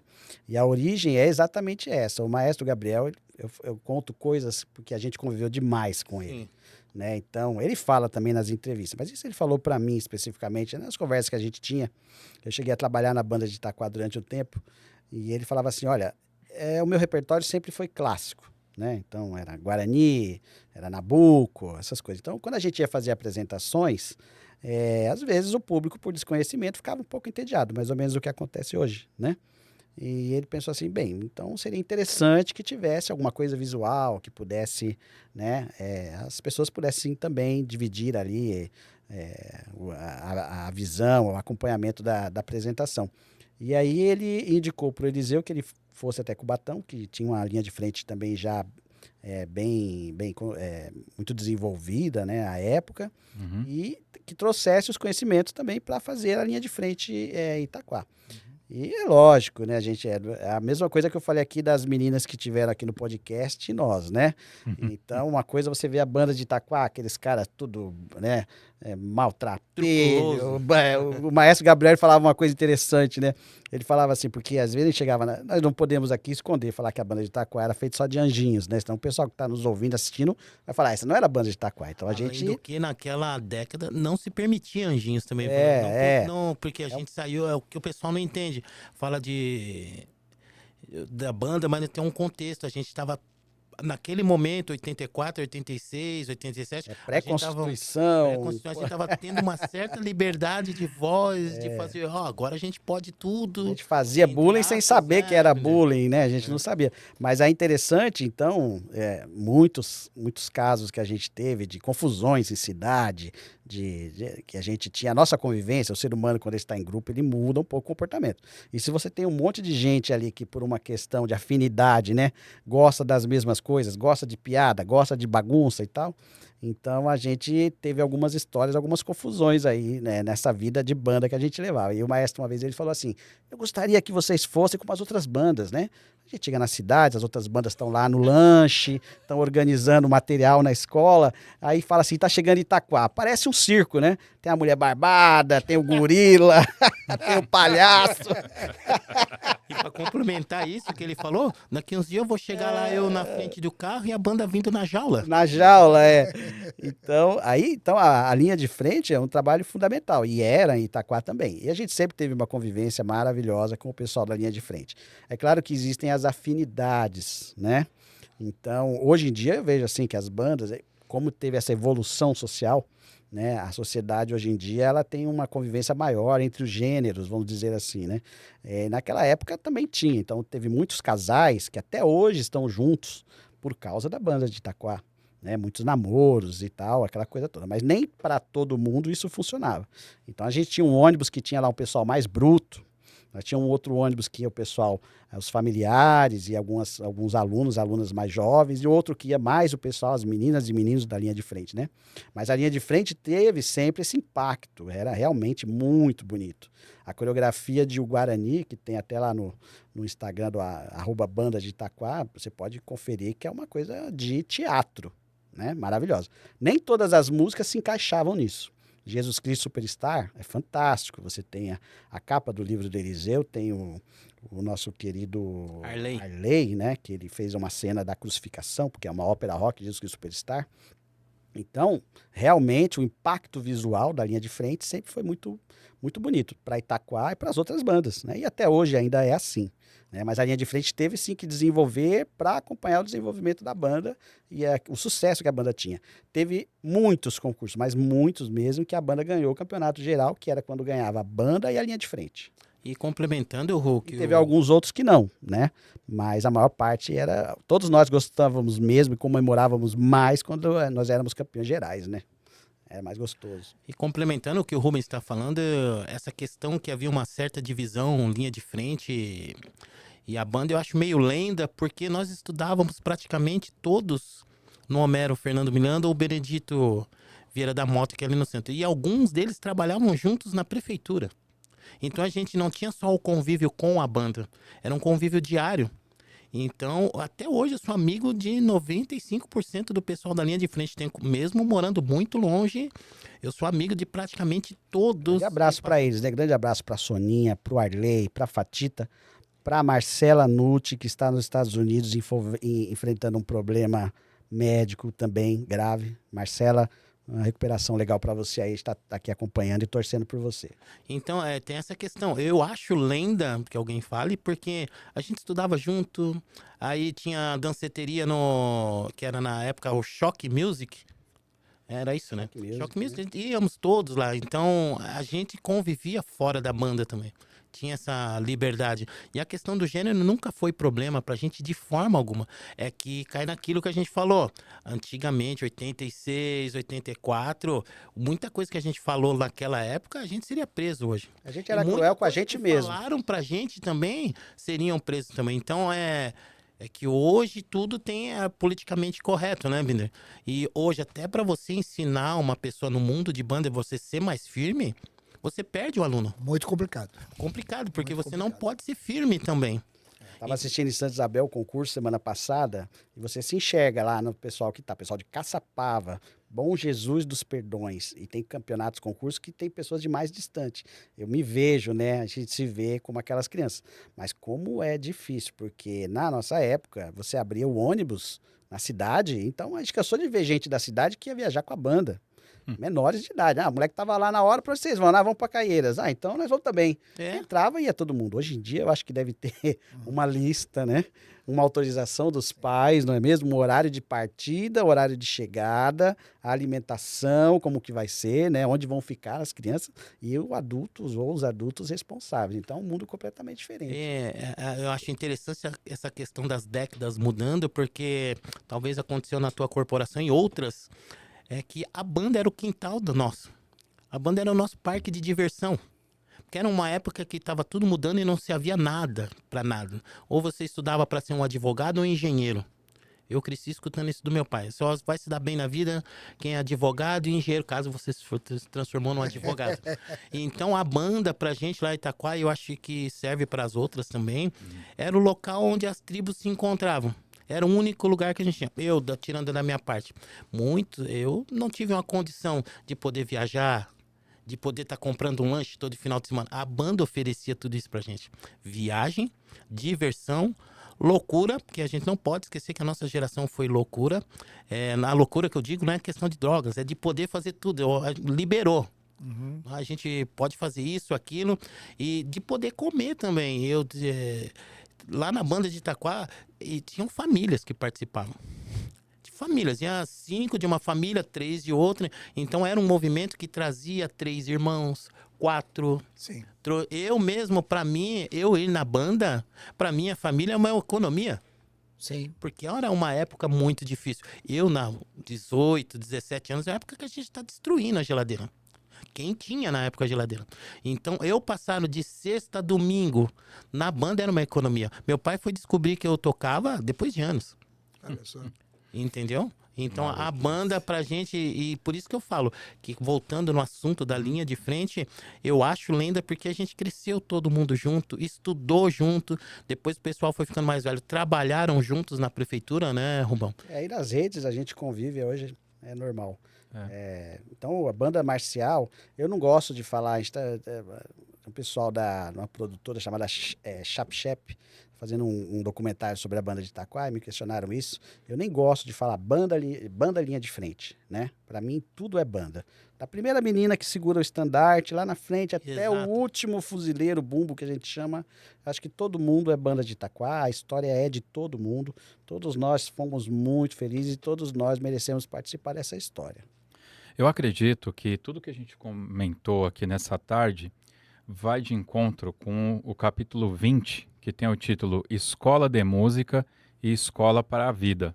Eu não confesso que eu não li esse capítulo aqui inteiro, mas o título me remete a isso. Quando eu entrevistei o Ed Hugabee, o compositor americano, eu sempre cito ele, porque para ele especificamente foi feita essa pergunta, que quando a gente olha para os Estados Unidos, como colocado pelo Binder, que a filha dele estudou lá, e você comentou, né? A gente sabe o quanto eles investem nessa cultura musical.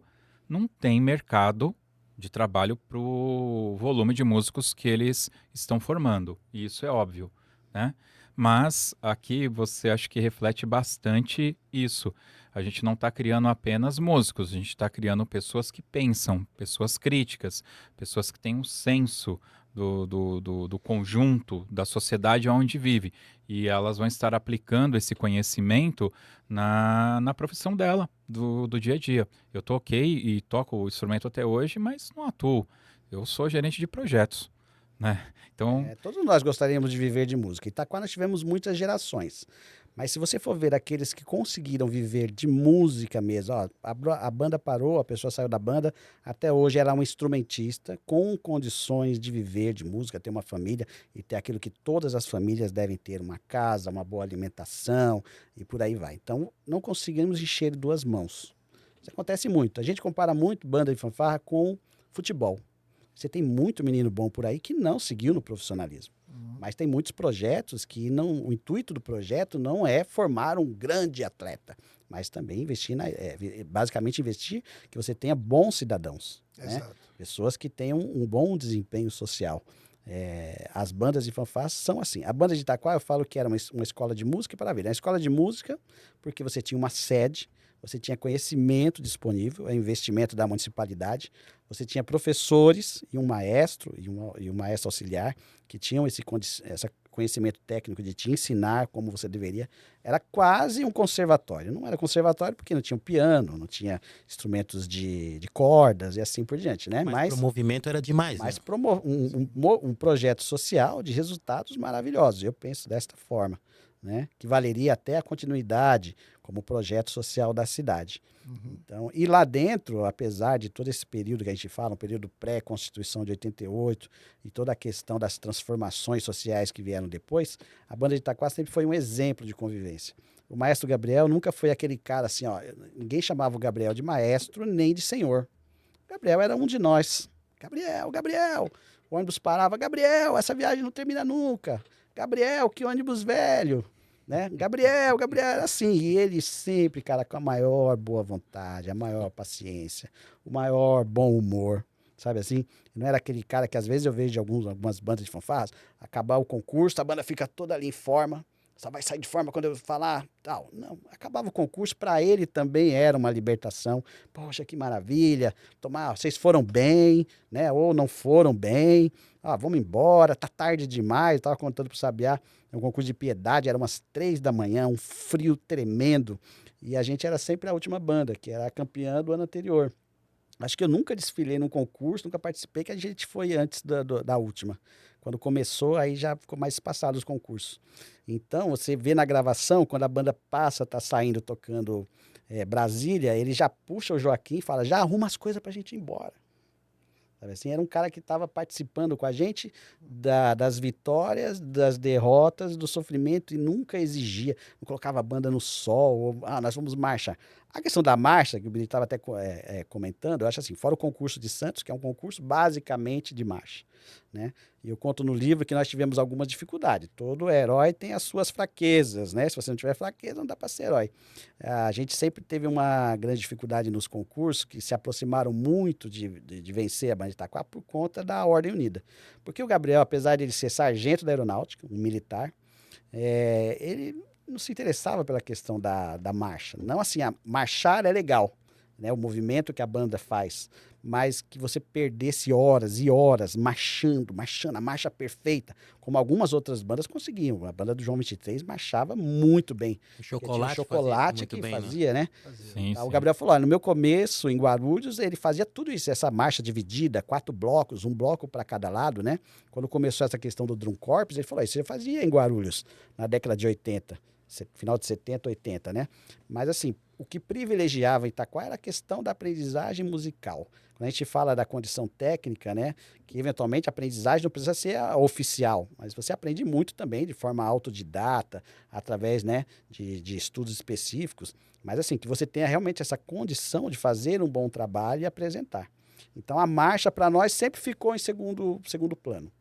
Né? E a gente precisa falar disso. Para nós, o que se cobrava, o que cada um de nós cobrávamos, era que a gente fizesse a nossa parte da melhor maneira possível. E tem uma frase fantástica que está sempre, e o Gabriel falava sempre, né, que a gente chegava e brincava muito com ele, principalmente o Raimundo, né, o Raimundo Zargo, um amigo nosso, falava, Gabriel, nós vamos ganhar? E ele falava assim, Zé, se você fizer a sua parte, a gente ganha. E você comentou, né, do que trazer pra vida da banda, né? Eu acho que eu sou um dos maiores imitadores do Gabriel na minha vida profissional. Porque eu não via o Gabriel como só um maestro. Pra mim, foi o melhor gestor de pessoas que eu conheci em toda a minha vida. O Gabriel não importava se eu era o Marreta, que era fora de série na época. É porque um grupo, o Binder vai entender bem o que eu vou falar. A gente sempre fala do Gabriel, Marreta, mas nada funciona sem os bastidores. Se o teu pai não tivesse começado lá atrás, vocês não seriam o que são hoje. Então, a gente fala muito do Gabriel, da questão do Eliseu com a linha de frente, mas eu faço faço muita questão de lembrar, porque é igual um time de futebol. Tem o goleiro que fecha, o centroavante que faz gol, mas tem os outros 9 que precisam. Então, tinha aquela linha de frente que o Gabriel formava, que eram os que faziam as partes mais difíceis. Marreta, Reginaldo, Trololó, Robusto. Fábio, Robusto, quando eu entrei no Eufônio, que na época era Bombardino, o Header, Tainha, esses caras tocavam demais, mas vinha atrás o Gero, tinha o Raimundo, tinha o Davizão, tinha o Garibaldo, tinha o pessoal da percussão que veio de Guarulhos, a Moniquinha, a Junco, a Keiko, a Elaine, a irmã dela, e outros que foram chegando. Então é assim, eu faço muita questão de falar da dona Lenita, que foi muito bondosa com a gente, e ela era uma das que tinha ela e mais os 4 filhos na banda. A Kátia, a Gislene, a Rose e o Juninho, que tocava melofone. Aí tinha o Marinho, que vinha com os 2 irmãos, o Taíde, a Angelina, A vozinha a vozinha, a Andréia, que eram 3 gerações. A Andréia na linha de frente, a mãe dela que ajudava, e a vozinha que ajudava. Viajava todo mundo. Então, se fala muito no Gabriel, no Eliseu, mas nada funciona com o pessoal que se dá o suporte lá. Tem um pessoal que tá lá na ponta da pirâmide, mas aqui embaixo a sustentação era muito, muito. Tinha o Pastorzinho, tinha muita gente, tinha o Casca, tinha eu que vinha. Eu sou só uma lenda urbana que inventaram. Aí tinha o Ciro, o Leonel, o Cachopinha, que é meu amigão, que a gente quase acabou com a banda. O Munha, então... Misericórdia. Tem muito. Bichado, nosso querido Bichado. O Bichado, o Roberto Matador, o Marquinho Lopes. Então, é assim, se a gente ficar só nessas figuras, a gente também é injusto com o restante do pessoal que deu esse suporte pro pessoal lá da frente não parar com os dedos, né, Binder? Você entende o que eu tô falando, né? Com certeza. Do jeito que você nominou, né, a sua memória afetiva, eu também tenho uma memória afetiva de muitas pessoas de Mauá que construíram essa imagem que Mauá tem até hoje, né? Pessoas que construíram essa história, né? Saindo de uma banda marcial, porque a transformação da banda musical Lira de Mauá para a banda marcial Lira de Mauá, ela é pontuada de muita dificuldade, mas também de pessoas que acreditaram no sonho do Binder de transformar uma banda que só pegava o último lugar da melhor banda do Brasil. E isso foi muito legal. Então, desde a pessoa mais humilde que ajudava a limpar a sede da banda, até os tops hoje, né? O doutor em trompete, o Flávio, né? Gabriel, que foi meu aluno de trompete, até outros, né? Que eu encaminhei para uma vida profissional dentro da música. Eu tenho algumas, né? Pena que nem todos, mas são histórias fantásticas, né? Como, por exemplo, um cara que estava abastecendo meu carro, me reconheceu, eu não reconheci ele. São tantos alunos que eu formei, né? Então, Binder, eu devo minha vida para você. Dá para chorar, né? Então é igual a pergunta, né? Porque desse monte de gente que eu falei, faltou alguns. Lampião, que era extraordinário, você falou dos números. Eu não vi ninguém tocar por número igual o Lampião. O Lampião não errava a nota. O Lampião não escrocava a nota. Olha, o Gabriel falava, né? Ele era a voz que não falhava. Era a voz que não falava. O Lampião era extraordinário e só números. Então, assim, dessa turma toda que eu falei, alguns que já partiram, meu primo Leandro, que fazia parte, inclusive a sede depois tinha o nome dele, Leandro Mendes Machado, que a gente tava esperando ele pro ensaio, não chegou, e depois a gente descobriu que morreu no acidente. Então... Simples assim, né? Ele chegou a essa informação simples assim no meio final do nada, podcast. né? Vida real, não dá. Vida real. real. Vida real. Não podemos voltar na tristeza que foi na época. É vida real. Então, e o que é mais importante pra mim, que 99% não se perdeu como a tua turma que se te abasteceu o teu Agora, carro. posso falar uma coisa? De tudo que nós falamos aqui hoje, o que eu mais admiro em muitas pessoas, e principalmente agora convivendo com vocês essas horas aqui, que a gente conviveu de uma outra forma, mas conhecendo vocês agora, é algo que me impressiona. Não todos, infelizmente. É uma palavra muito forte e que eu parabenizo vocês dois. É uma palavra chamada gratidão por alguém que se doou por vocês. Entendeu? Isso é muito, muito importante. Esteja o Zilton onde estiver, esteja o Gabriel onde estiver, o Ronaldo Faleiros onde estiver e outros grandes amigos que eu convivi, a coisa mais importante para essas pessoas, que se doaram para tantas pessoas, chama-se gratidão. Então vocês estão de parabéns por isso. Que bonito. Meu aplauso para vocês. Aplaudimos todos, né? Aplaudimos todos. Bom, Todos esses aí. pessoal, o tempo urge, não tem muito jeito, então desde já quero tecer aqui meu agradecimento ao Maestro Carlos Binder, que se disponibilizou a estar aqui numa terça-feira à tarde para essa gravação. Sabiá, que veio ali de pertinho, Santa Catarina. Jaraguá do Sul. Jaraguá do Sul. Jaraguá do Sul, bonito pra caramba. Bonito, muito Vamos bem. visitar. Desde já, Estaremos lá, meu se agradecimento Deus quiser. ao Rubens, que proporcionou pra gente essa obra maravilhosa, que, cara, eu quero só deixar registrado que o Sabiá falou tantos apelidos, tem um capítulo só dos apelidos, e aí você vai encontrar aqui dentro os naipes, sousafones, e aí vai ter o apelido de todo mundo. Então, pra quem gosta de apelido, tá aqui, tá bom? É isso. No final eu vou pedir pra você assinar aqui pra mim, que você não Maior prazer, autografou, maior prazer. tá bom? Prazer. Vamos para as nossas dicas culturais agora? Pode ser? Dicas culturais?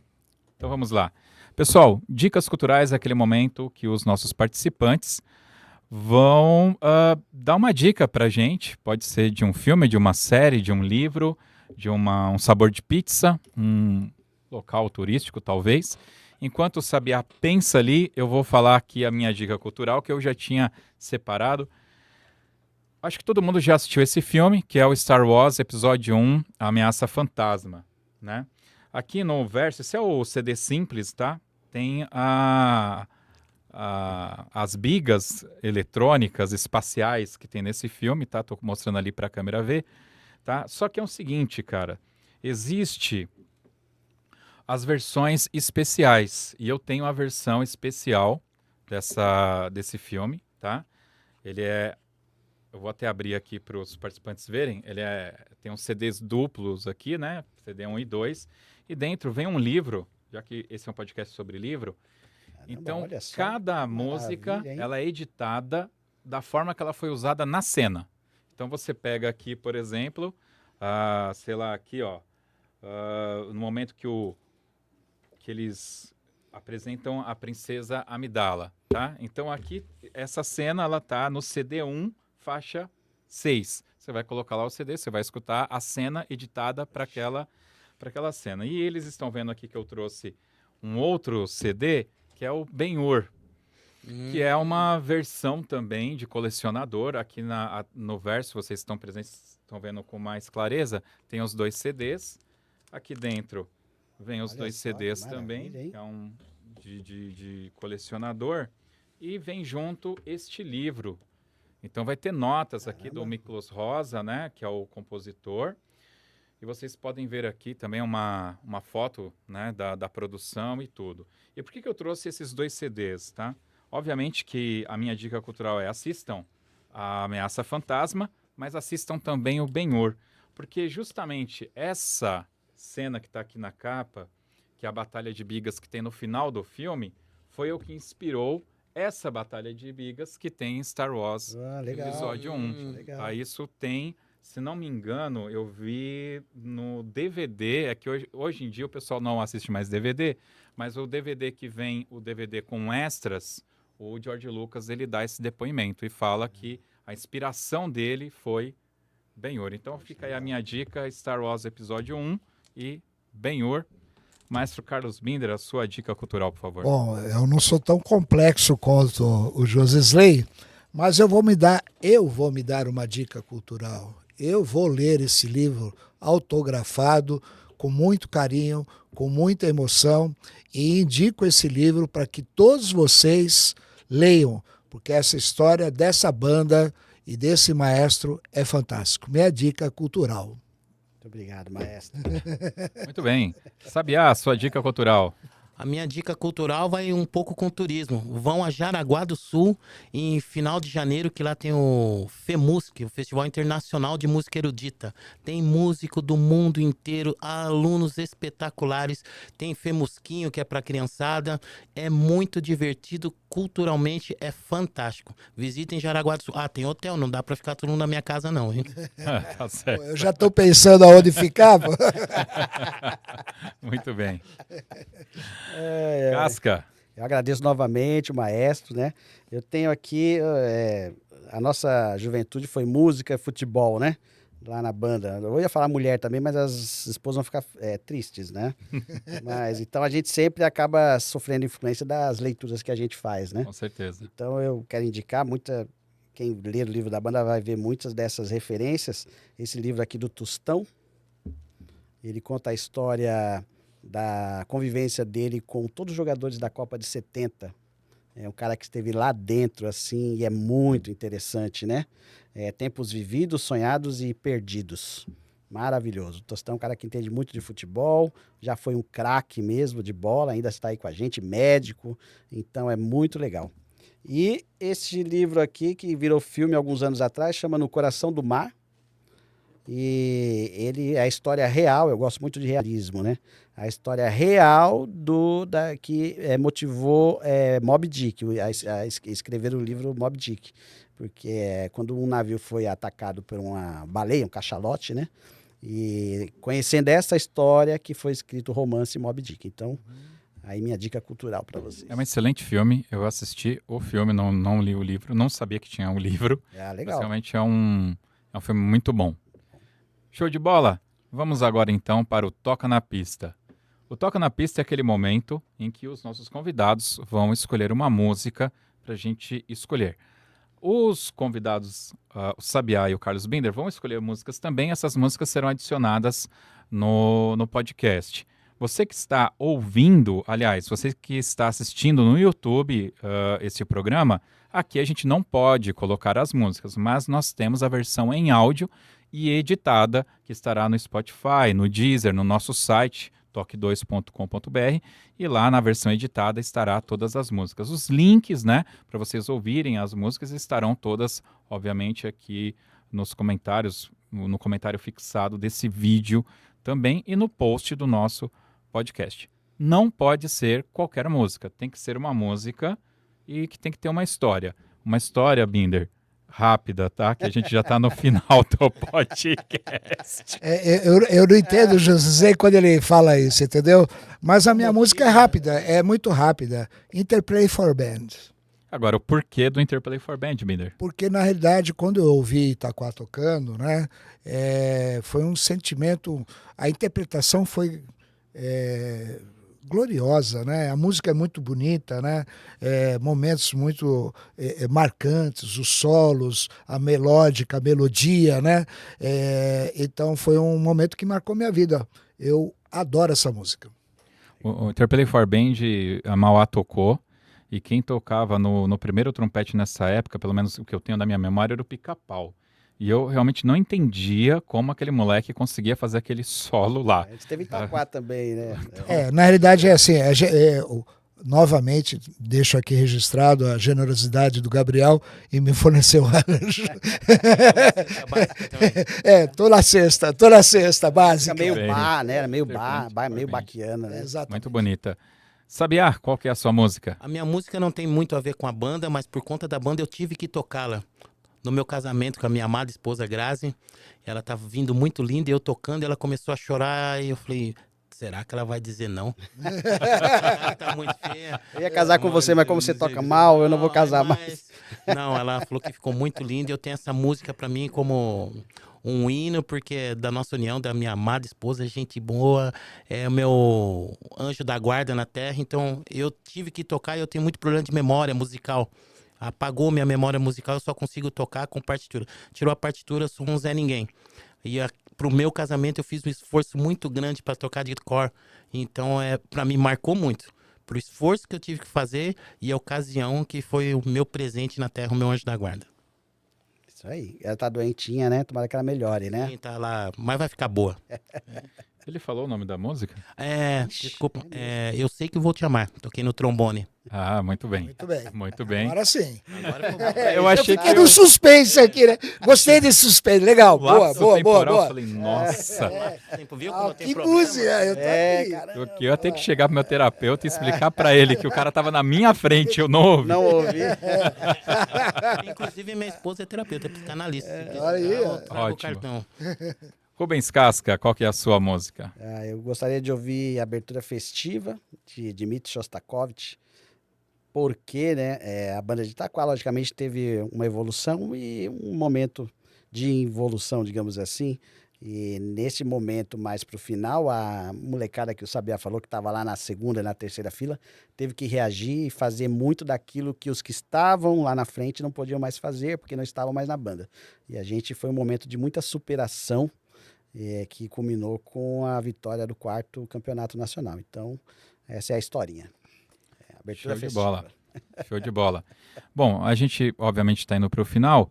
Binder, quem quiser contratar o Carlos Binder para uma aula de marcha, apesar que nós temos um podcast sobre marcha com o Maestro Carlos Binder, vai ter link no post. Como que faz para entrar em contato com você? Tem Instagram? Temos o Instagram, Maestro Binder, né? E também temos o maestrobinda@gmail.com e também temos o telefone, o WhatsApp 11 9621 9041. E muito obrigado pelo espaço, Josisley. Nada, vai ter link aqui no post com os contatos para vocês, bandas de todo o Brasil que quiserem um workshop do Maestro Carlos Binder. Tem o podcast, você pode ouvir o podcast, mas lá ele mesmo não conta tudo, então você vai ter que contratar. Mas isso é o óbvio, né? Que eu não vou contar, aí é só presencialmente. Sabiá, você dá workshop, eu sei que você ministra aula de inicialização musical, né? Como que funciona? Eu também faço capacitação, dou capacitação para os professores de rede pública em algumas cidades lá em Santa Catarina. Caso vocês contratarem o Binder, pode me chamar que eu dou aula de percussão corporal também, para questão rítmica para todo mundo, algumas brincadeiras musicais com alguns artefatos que faz muito bem para um pessoal, porque caiu naquilo que o Binder falou, os caras tocam, mas não cantam. Os caras tocam bem, mas não sabem ir um para lá e um para cá. Fazer uma evolução dentro da marcha, não consegue fazer porque as pessoas não têm lateralidade. Então, eu dou esse tipo de capacitação também. Eis que surge uma parceria. Aí, Olha aí. Tem Instagram, para entrar em contato? Cara, lembra que eu falei da minha memória que é ruim? Tudo bem, aí ele vai me Canal passar. Sérgio Francisco da Silva, lá tem muita coisa boa lá. Muito bem. De qualquer forma, depois ele vai me passar os contatos, vai ter no link do post toque2.com.br. Toque 2 escreve do jeito que está aparecendo aqui na TV para vocês. Casca, por favor, eu quero que Maravilhoso. você Com o maior prazer. faça e Filha me de diga, autógrafos, mas eu quero o seu quem também. quiser, Tá? quem quiser bater um papo com o Casca, quiser adquirir o livro com a história da Banda Marcial de Itaquaquecetuba, É isso aí. Eu procuro promover a história da banda de Itaquá. Procuro manter viva a cultura de bandas de fanfarras, assim como você, Josisley. Agradeço muito essa oportunidade. A Jurema do JG Criativo, o Maestro Binder, meu colega Sabiá. Quero agradecer a todos aqueles que fizeram parte da história da banda de Itaquá, né, que por algum momento passaram por lá. Todos são donos dessa história, né? Agradeço demais, então, essa oportunidade. Então, quem quiser conhecer um pouco mais da história da banda de Itaquá, tem um Instagram, @bandaitaquá, que a gente está lá cada vez divulgando mais um pouco da história. O livro, eu acho que não é um livro só sobre a banda, então quem tem um projeto de música, uma fanfarra, e puder ter oportunidade de ler o livro, você vai ver que tem muitas dicas interessantes, muita coisa que o Maestro Gabriel deixou, que certamente vai colaborar para o seu projeto musical. Então só tenho a agradecer mesmo e ouçam, escutem, assistam o Toque 2. Muito obrigado, Casca. Pessoal, esse livro, para quem toca em bandas e fanfarras, é essencial ter ele lá na prateleira. Eu vou disponibilizar também lá os links para os demais livros que a gente comentou aqui. Aliás, tudo que foi comentado, dicas culturais, contatos com todos os participantes, tudo estará no post lá no site toque2.com.br. Quero também fazer uma menção. Este é um programa em vídeo, tá? A gente não costuma fazer esses programas em vídeo, mas o pessoal tem pedido bastante, porém tem um custo um pouco elevado. Então a gente precisa de patrocínio para fazer isso aqui acontecer. Então quero novamente agradecer a JG Creative, na pessoa da Jurema Góes e da sua filha, a Olivia, que aliás a Olivia é gente finíssima. Olivia, muito obrigado por todo o contato que a gente teve nessas semanas, tá? Por proporcionar esse momento aqui. Também quero lembrá-los que a versão em áudio desse podcast está disponível no Spotify, no Deezer, Google Podcasts e no Amazon Music. A rede social que a gente tem mais utilizado ultimamente é o Instagram, então acessem lá, Toque2, e siga a gente lá no Instagram e, enfim, ajude a disseminar a história das bandas e fanfarras por todo o Brasil. É isso. Posso mandar um beijão pra minha esposa? Claro, Sabiá por falou favor. da esposa dele. Se eu não falar da minha, eu chego em casa, eu vou apanhar, né? É exatamente isso. Queridos filhos Heitor e Rubinho. Quero mandar um abraço também para a viúva do Maestro Gabriel, a dona Antônia Tuca, os seus filhos, o Anderson e o Jefferson. Ele também tem uma netinha também que eu não vou lembrar o nome. Para todo o pessoal do meu trabalho, o pessoal comprou o livro, o pessoal da banda que também ajudou.